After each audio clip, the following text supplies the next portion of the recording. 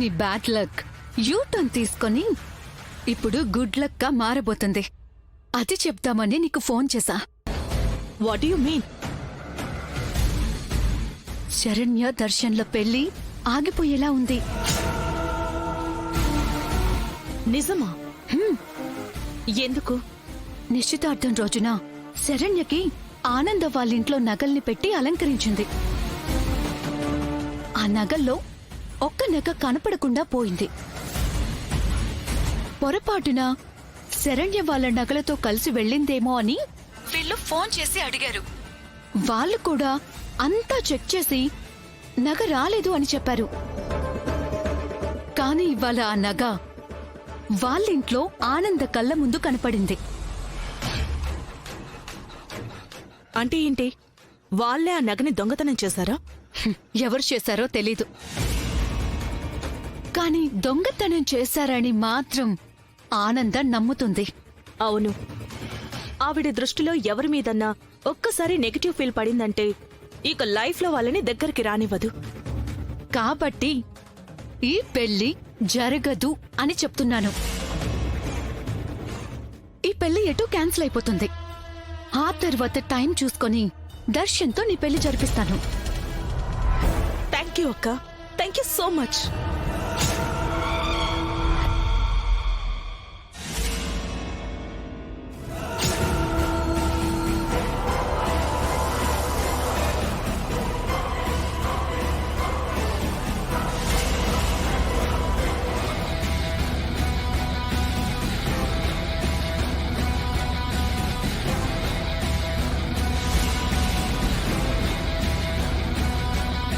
ఎవరికమ్మా పెళ్లి జరిపిస్తా అంటున్నావు?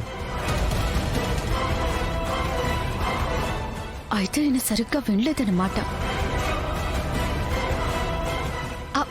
ఫ్రెండ్ అండి, ఫ్రెండ్.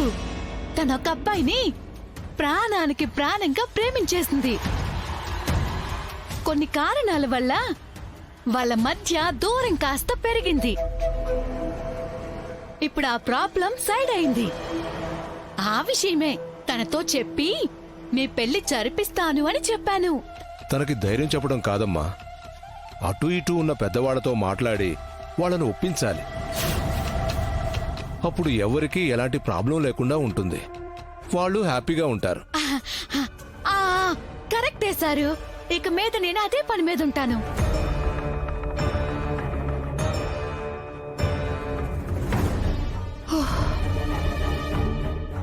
ఇంట్లో ఎవరికి వాళ్ళు నీతులు బాగానే చెప్తారు, కానీ నేను గోతులు తీస్తుంది మీకే అని తెలీదు పాపం.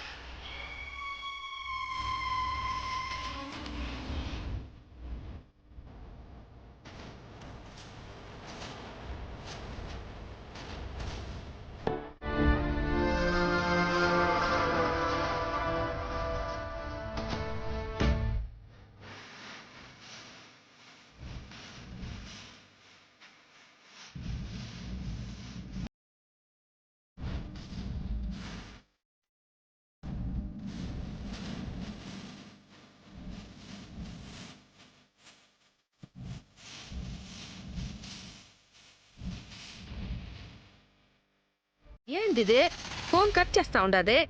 అంటే నేననుకున్నదే జరిగి ఉంటుంది. ఆ గీత విశ్వనాథులు పెళ్లి క్యాన్సిల్ చెయ్యొద్దు, మా అమ్మాయి జీవితం నాశనం చేయొద్దు అని ఆనంద కాళ్ళు పట్టుకుని ఏడుస్తూ పెడబొబ్బులు పెడుతూ ఉండుంటారు.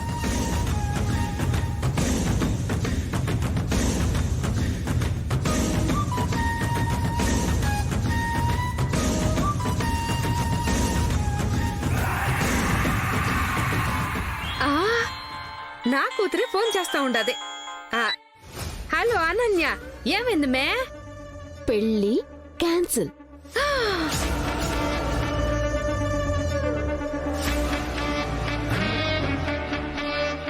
నిజంగానే అమ్మే? ఆ మాట ఆనంద నోటితోనే అనేసిందా? అదే జరుగుతుంది. ఇంకా ఇక్కడే ఉండి వీళ్ళ ఏడుపు మొహాలవి నేను చూడలేను. నేను ఇప్పుడే బయలుదేరుతున్నాను. శుభవార్త చెప్పినవే, ఇంకా అక్కడ ఎందుకు? వచ్చేసి నువ్వు వచ్చేసిన తర్వాత మనం ఈ ఆనందాన్ని సెలబ్రేట్ చేసుకుందాము.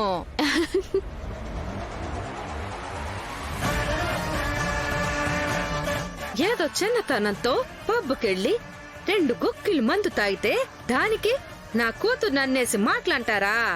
ఆ గీత నా కూతురు మీద చేయి చేసుకుంటారా?